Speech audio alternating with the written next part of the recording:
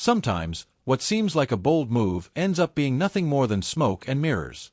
Fans are promised game-changing signings, only to realize they're watching faded stars rather than future leaders. And here's the controversial truth.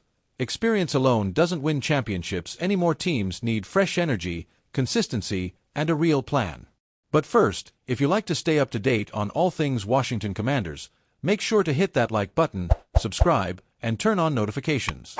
That's why one unexpected trade pitch has set the football world buzzing.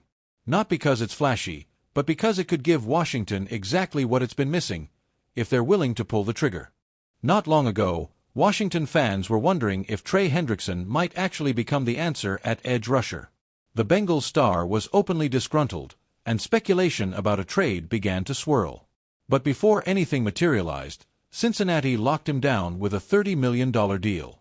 It was the kind of almost move that leaves supporters frustrated, because the need in Washington remains glaring and time is running short before Week 1 kicks off. In response, the Commanders turned to a big-name Von Miller, a Super Bowl MVP, a future Hall of Famer, and a player with a resume that speaks for itself. The problem? That resume is aging fast.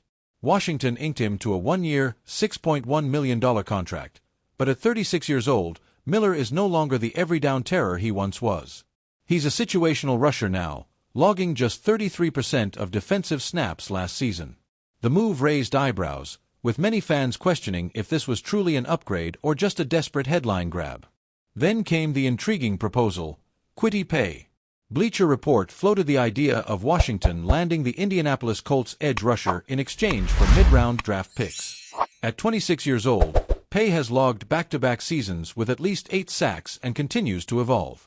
He's not a household name yet, but his consistency makes him a quietly valuable piece. For a Commanders team lacking stability at the edge, Paye represents both youth and upside, a sharp contrast to the short-term gamble on Miller. A former first-round pick, Paye has earned roughly $27 million in his career and is due over $13 million in 2025 after the Colts exercised his fifth-year option. On paper, he looks like a cornerstone player.